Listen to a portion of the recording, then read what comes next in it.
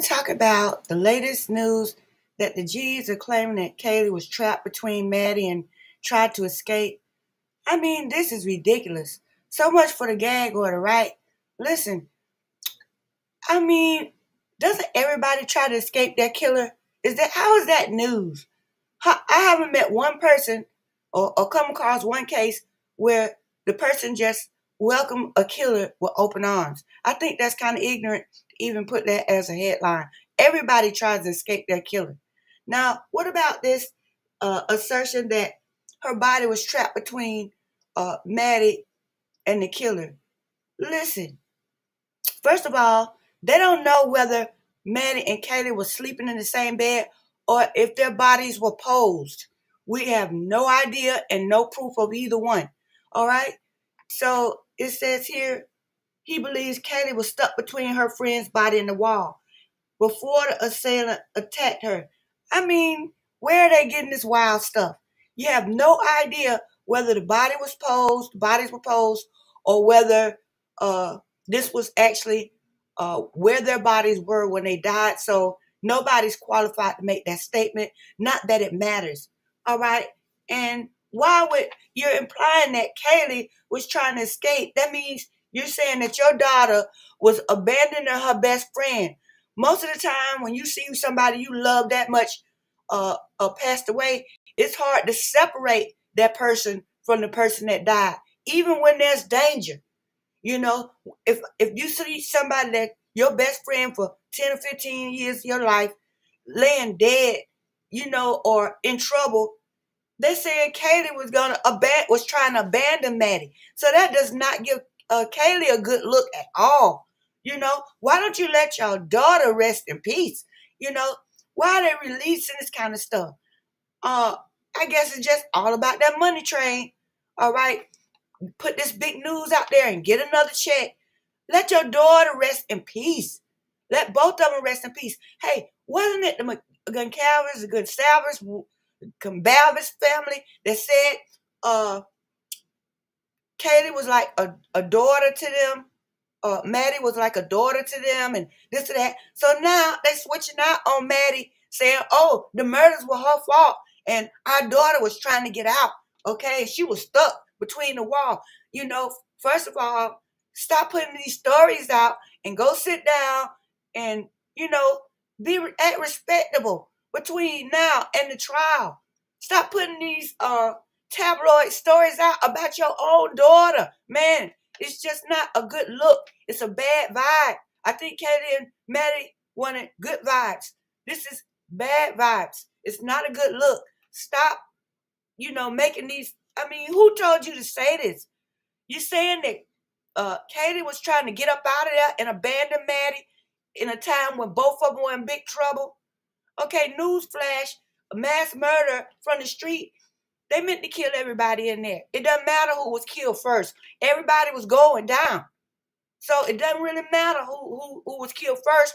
All four of them died. And I think it's very crass, very inappropriate, very shocking that you would come out here and put this out months after, and how are they getting these new epiphanies about who died first and whose body was trapped somewhere? Where is this coming from? Do they have a private detective that's going in and getting some new revelation from the crime scene photos? Where could this new quote unquote evidence be popping up from? Okay, it's months after the trial and you speculating about your daughter, and so now you're gonna let the devil tell you that all this was Maddie's fault, and if it wasn't for Maddie, Kaylee would still be here. Kaylee was trying to get out. Listen, man, everybody in that house was a target. All right, it might have been pinned on Maddie. Okay, they might have said Maddie flushed the drugs. I don't think she did any of that, but it just took saying that she did. But newsflash, there's no way anybody was coming out of there alive the way this happened. Everybody in there was a target. Everybody in there that was home was killed. If they're still alive, they weren't at home. I'm just saying. I mean, these people got on TV talking about how much Maddie is a daughter to them, and she's one of our own and all this crap. And now you up here pretty much smearing her good name on, after her death. And then you dragging your own daughter through the tabloids. What are you getting out of that, man? What are you getting out of that? Cut it out. Y'all need to cut it out. Stop making these statements. It's just not a good look. It's a bad vibe. And I lost. I'm a little, man. This is not this is wrong right here. And so I just feel like the only thing that I can agree with is that Maddie was the one in the hot that brought the heat to the house. Now I agree about that. And I'm gonna put a throwback here to explain that. I agree Maddie brought the heat. But at the same time, everybody in there was gonna die.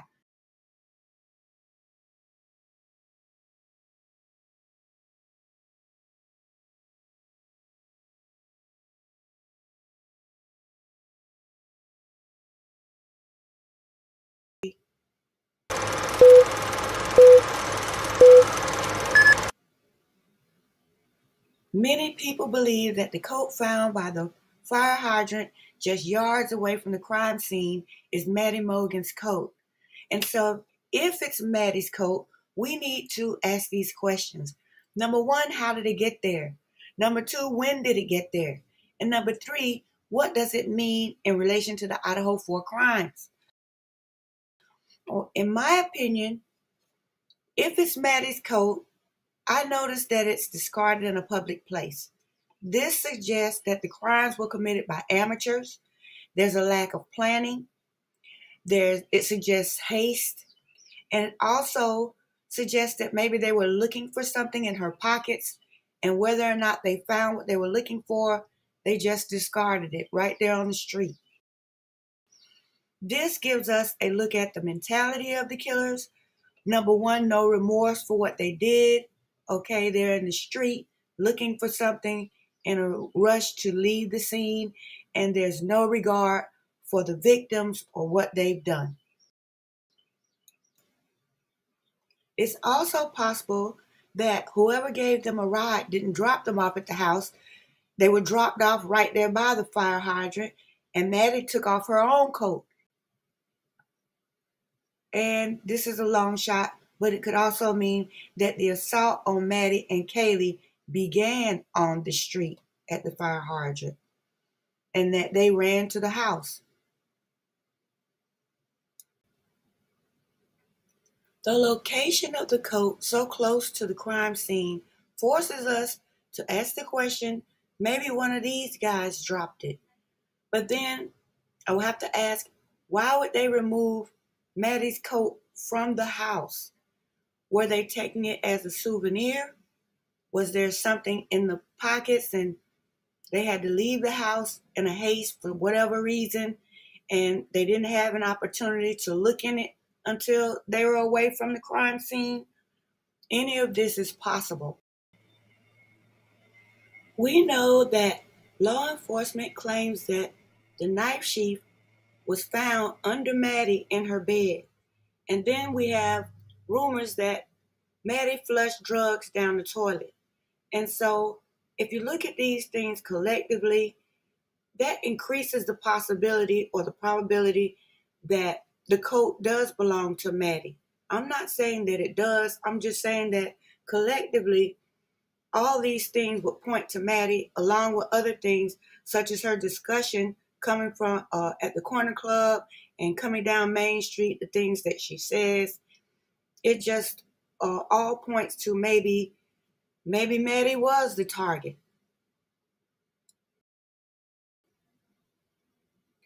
The next question is, if it's Maddie's coat at the fire hydrant, where does Brian Kohlberger fit into all of this? And I do have a point to make about that. But first, I want to see if you remember this broadcast here. So I have some additional reporting to add to this tonight. New and unique reporting that News Nation has discovered, and it has to do sources close to the investigation telling us that the person who is featured on Brian Koberger's phone, the female victim who was featured on Brian Koberger's phone, is the same person that he was reaching out to on social media. And also that the photos were not taken by Brian Koberger, they were downloaded off of that victim's Instagram. So he had taken the pictures from that victim's Instagram. And then I also have this reporting that Brian Koberger followed both Kaylee and Maddie on Instagram, but Koberger liked every one of Maddie's photos. Maddie's on the right, her best friend Kaylee's on the left. Koberger had liked all of Maddie's photos compared to liking just a couple of the ones on Kaylee's account. He followed both, but he liked all of Maddie's, and compared to liking just a couple of them on Kaylee's account. So that may give us a little bit more insight as to.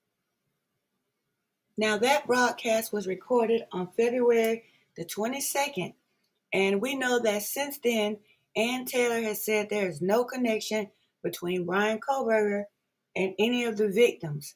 So I would say that either this is not true or they're not counting liking something on social media as an authentic connection, so to speak. Now, the point that I would like to make is that according to the PCA, it says that Brian Koberger left the scene of the crime and exited by Walenta Drive, which is going in the opposite direction of Taylor Avenue. Now, here's Taylor Avenue.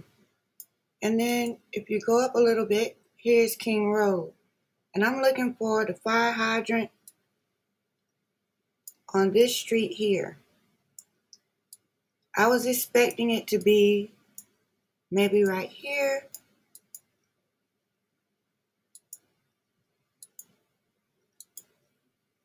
Here it is right here.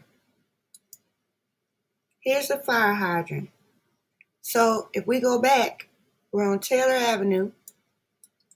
In order for Brian Koberger to leave on Walenta, that's going this way, he would be going in the opposite direction of the fire hydrant. So if he was driving his car, he wouldn't have been the one to, put the jacket there. Okay, so if it is Maddie's jacket, either Koberger was on foot and it wasn't him turning onto Walenta Drive, or somebody else left the jacket. I think that it would be more likely that if he was on foot, he would not have been coming just around the corner and down the street and cut through.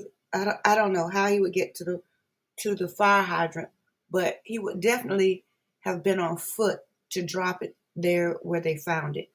If he was driving, either that wasn't his car turning on Walenta Drive, or we missed him driving on Taylor Avenue and maybe just tossing it out. Okay, so what do you think about this one?